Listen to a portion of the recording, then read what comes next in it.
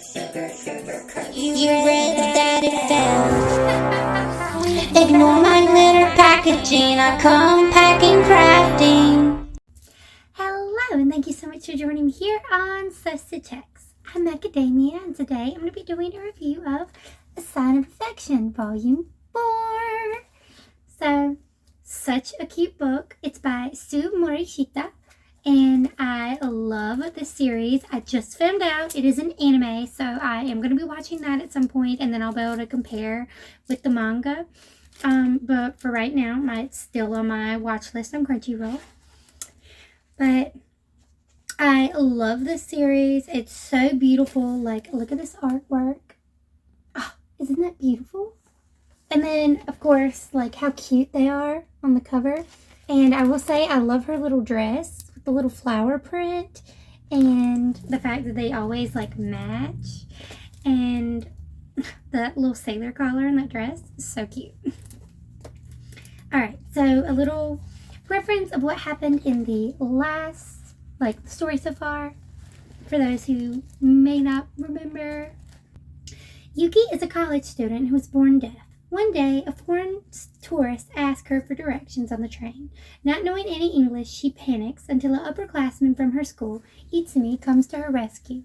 Itsumi doesn't treat her like a delicate flower, so every time they meet, Yuki is more and more enchanted by him.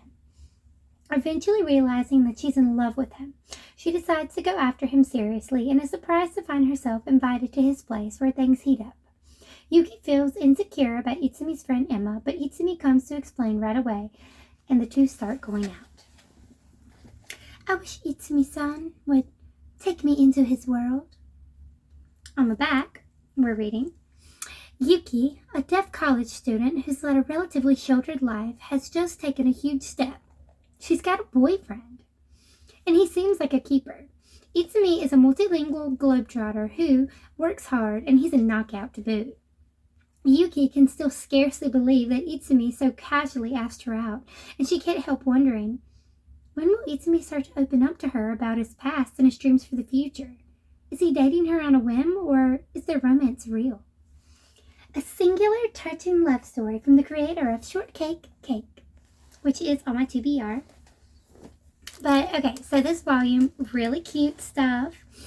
In here, it starts off with them introducing Yuki to Shin, which is Itsumi's friend and Emma's friend.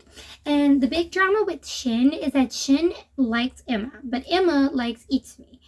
Obviously, Itsumi likes Yuki, and Shin is concerned that they're going to be too close to friends. At one point, he says here at the beginning, we've been friends for too long. He doesn't think that they can be together. But I'm going to read this super cute part. So, who asked who out? Me? Huh? You don't say. I always thought your next girlfriend would be a foreigner. Is that rude of me to say? Nah.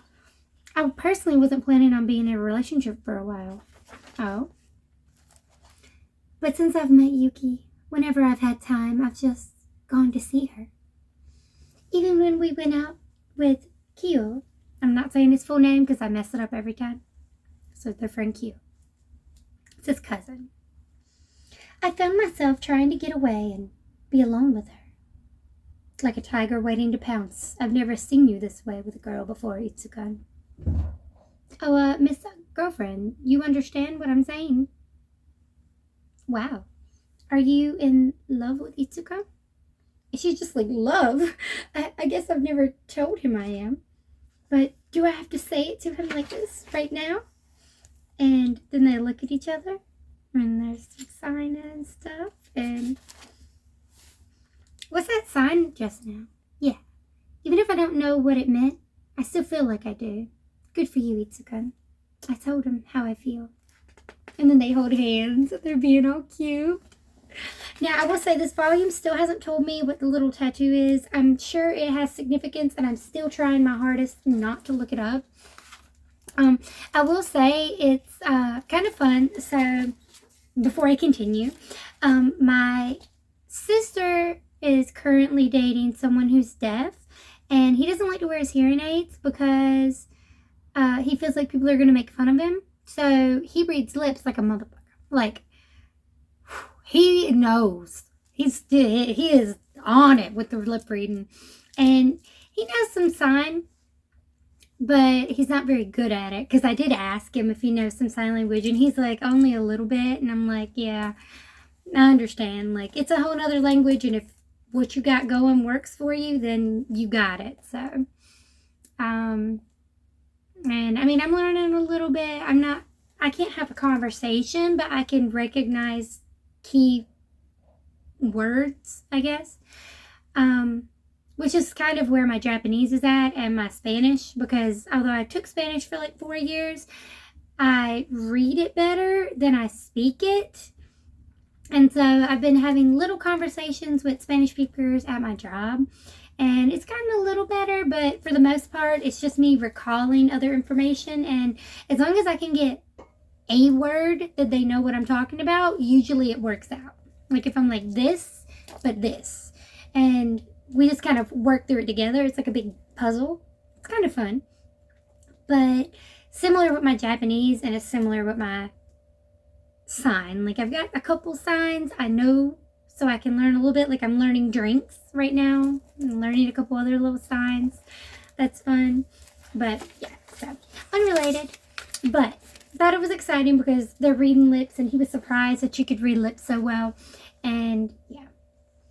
So we go on, and they're discussing how the thing that we covered in the last video where she misread his lips thinking he was saying hug when it was kiss, and he's like, and in here it was miss or kiss, you know.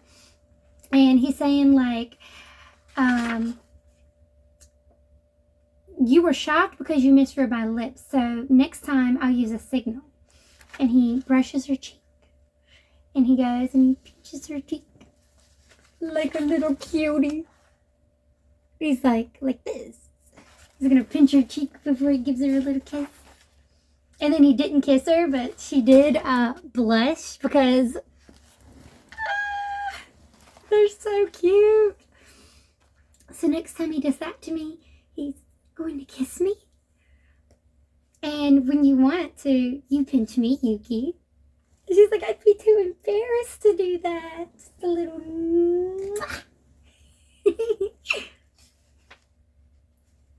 This is Jack, of course, my little co-host for the couple videos I'm doing, so I'm not alone since I don't have my mountain of plushies. I love my mountain of plushies. But here we are. And he's like, then practice until you're not. And he's like, okay. And he's like, we have all the time in the world. So they're just being super freaking cute. Like, overly so. Shin is talking about how he wants to ask Emma out. And it's going to be like a whole drama. Itsu introduces Yuki to one of his close friends that's German, and the author makes a note about how the German friend is based off one of their real life German friends, and how real life Yuki is making videos to help teach sign language, and how awesome that is, and just little cute notes from the author. And then it jumps to one of the bulk of this story. Well, I'd say a third, because the first third was the one we covered. The second third of this book is roughly about going on a camping trip, kind of double date, kind of. So it's between Itsu and Yuki, of course. She decides, she's like, hey, we can go on a camping trip. It can be like a sign language camp, and we can teach each other sign language. And it's like, aw. Okay, so she's going to teach them sign language, and she's going with her bestie, Rin. And she's also going with Kiyo, which is Itsu's cousin that works at the bar. And so as they're planning this, Rin and Yuki are chit-chatting, right? Okay. She's like, really? Yeah, it's a cafe friend of mine. One of her part-time workers has gotten busy looking for a full-time job, so they might be quitting soon. I'll message you again later. Thanks, can't wait. And she's like, oh my gosh. So my friend Monica, I think that's who it was, messaged me, and so I might be getting a job, because you remember she wanted to become more independent, and all of her other jobs she hadn't got an interview yet, because there is that whole issue of her having a disability and not being able to speak and not knowing how to speak. So there's that whole issue of someone would have to be able to work with her or work with her disability, whether it be writing or texting or sign language. And it makes it harder for her to find a job, because she has to have someone to work with her, and she has to be able to work with customers, which she wouldn't be able to do. So it's just a whole process. So her and Ren are chit-chatting about it, and she's like, so if you remember how I worked part-time at that real estate agency over spring break? There's this guy who works there who's always asking me out to dinner. And Ren's like talking about him, and she's like, I'm not surprised you've got guys falling over you left and right, Ren-chan. You're so pretty. But not a word from Kyo. Help me get some alone time with Kyo during the trip, okay? Which means you'll have alone time with you-know-who. And so she's got Yuki being flustered. They were talking about jobs. Then it just transitioned into how we already know, but Ren is head over heels for Kyo, and he is cute, it's whatever, a little older. But yeah, so now they get in the car and they're like, whatever, hop in. Of course, Yuki gets to sit in the front with Itsu, and then behind Itsu is his cousin, Kyo, and beside him is Rin-chan, so behind Yuki. And they have a little paper. I thought of some games we can all play in the car together. First is Wishes Word Chain. So what they're going to play is, you write your wish in the sketchbook, and the next person has to think of a wish that starts with the last letter of that wish. When you see or hear the wish and you like it, do a thumbs up. And then Rin will write on behalf of the driver. Which is really cute, because first of all, it's a game that you can play. It's, of course, incorporating her disability, and it's super cute. So, of course, no one can top Itsu, because Itsu is just such a romantic. For someone who didn't want a girlfriend, he's so romantic. She's like, buy a cute pair of shoes. And she's like, oh, good job. Nice one. Everyone's like, good. And then Itsu-san, it's your turn. Say a wish of yours that starts with S. Soar across the ocean on a trip with my girlfriend.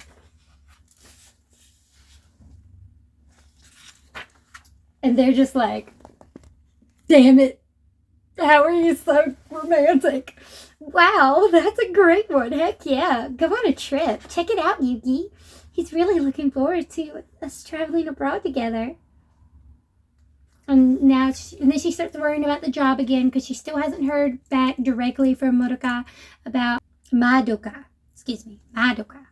Hasn't heard from Madoka about that job she was applying for, because she wants to be more independent. She doesn't want him to foot the bill for everything. If they're going to travel abroad, she needs money, because she needs to pay for her passport. She needs to pay for some of her way on this trip. And since she doesn't have a passport, because she's never went anywhere, because it's scary enough in her own city not being able to speak, the idea of going somewhere foreign is even more frightening. But so they get there and they set up this tent, and I know it's like a normal tent, but it feels like glamping, because look how fabulous that is. Can you imagine? Oh, that's so nice. I like the really fancy camping when you get in an RV. That's just like a house. That's beyond me. Better than just a small tent on the floor.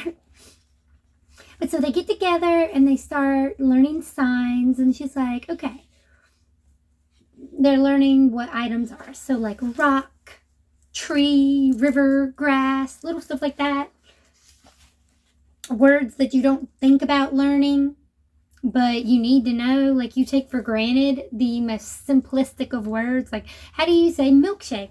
I learned. Okay, so you got milk, and then you got milkshake.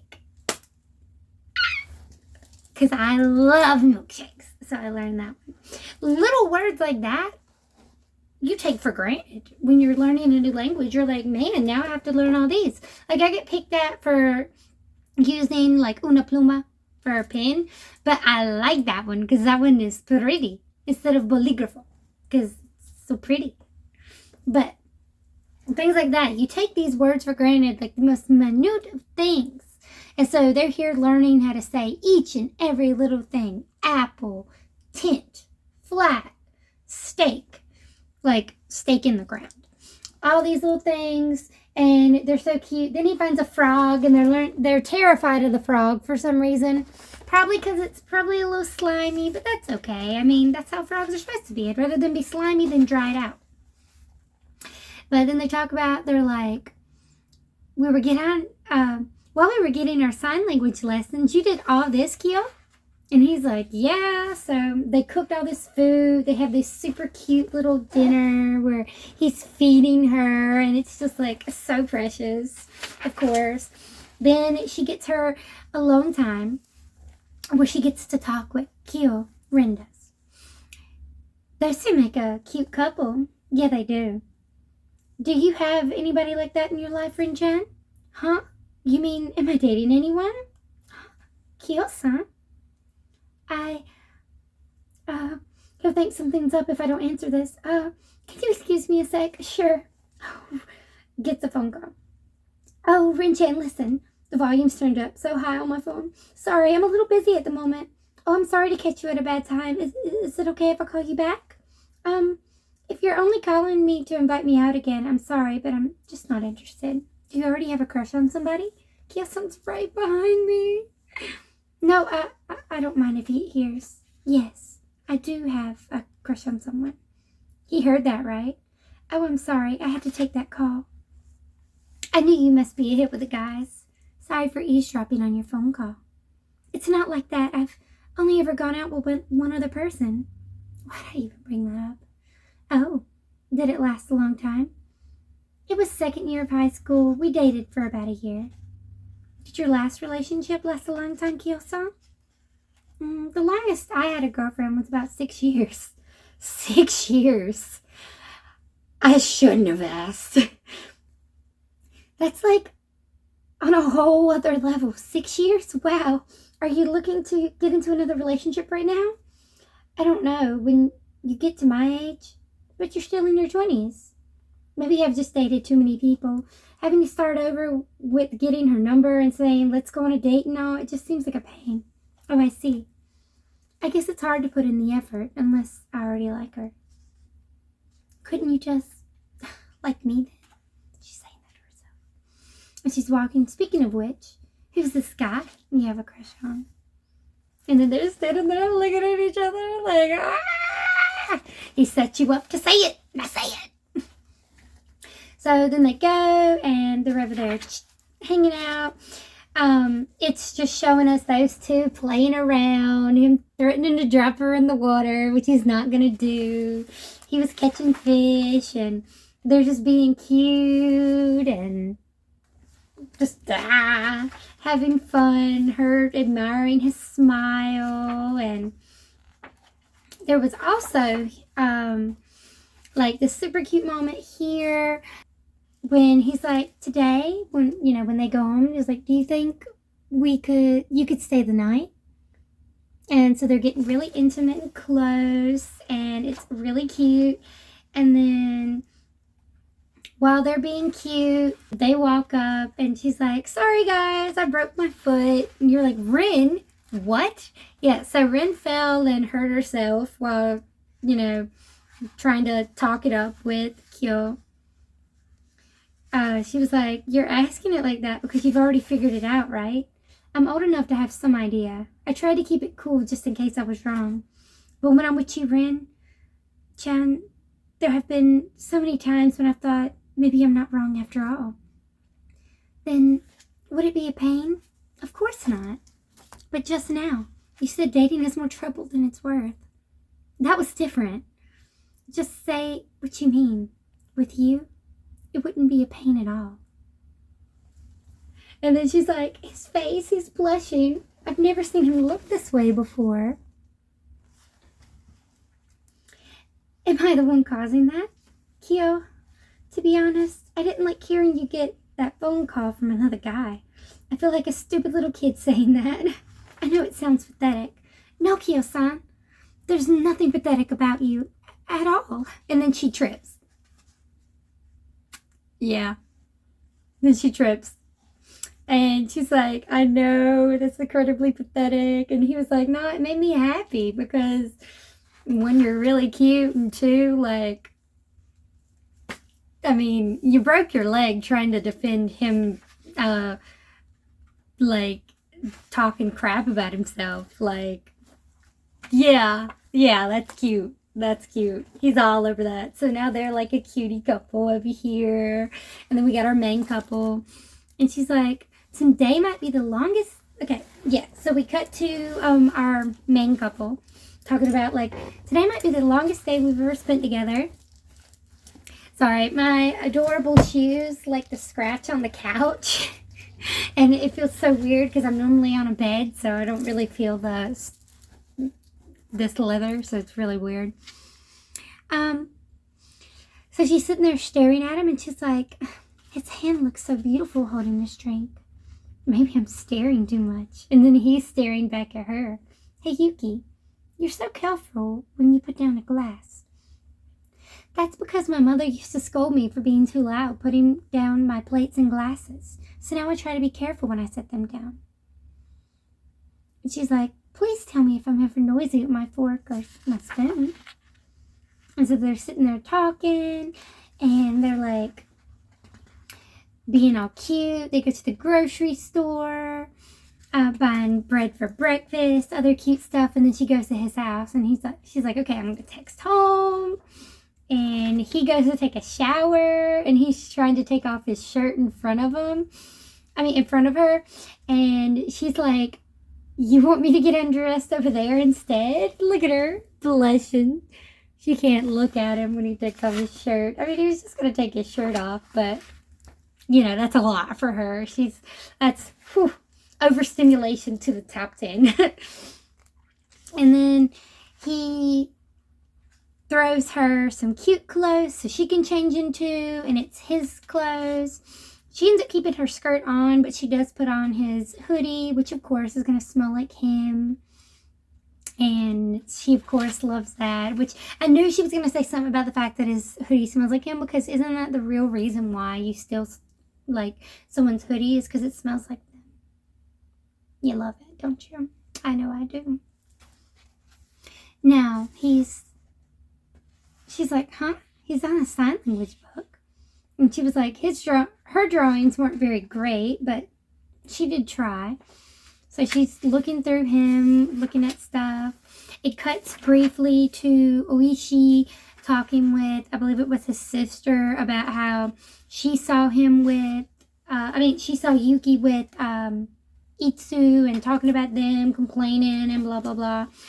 Because, you know, Oichi's like bad jealous. Like, you can't be that jealous if you haven't even told her. Like, come on, you gotta step up. You gotta at least shoot your shot if you're going to be jealous. Just saying. So he tries to call her. Of course, it's got to be a video call because she can't talk on the phone.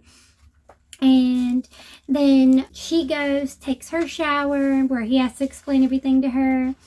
And she does hear back from Mariko, where she's like, first of all, surprised that she has a boyfriend, but also she's like, oh, by the way, Yuki, about that part-time job, looks like you're good to go.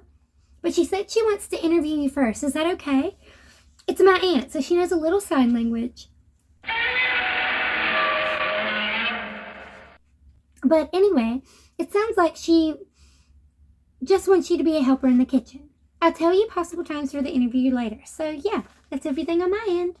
Sorry for barging in on your time with your boyfriend. And then, so she gets a job, and she's very excited. And she's like, because we're together, Itsumi-san, even this part-time job, which I used to think was a nice possibility someday, is already becoming a reality. It's because you worked for it, Yuki. And she's like, he's cheering me on. But it's because I have a goal that I can give it my best. Take me everywhere with you.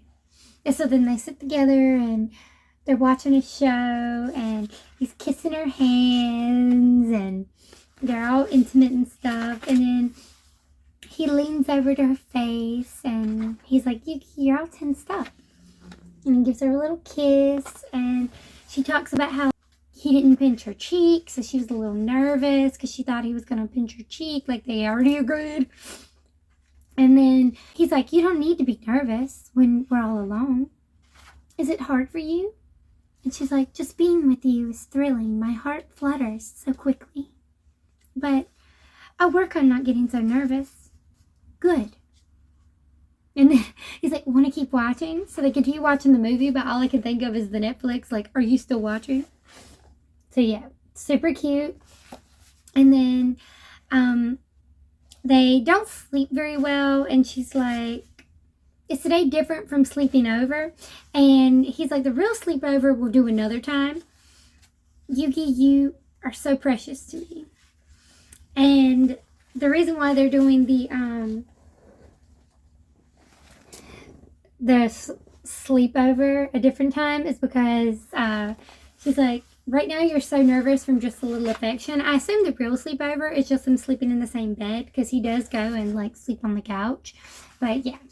And then the very last thing to happen, which is I assume what will open up in the next book, is Oishi kind of confronts him, and he's like, you, just what are you trying to pull here?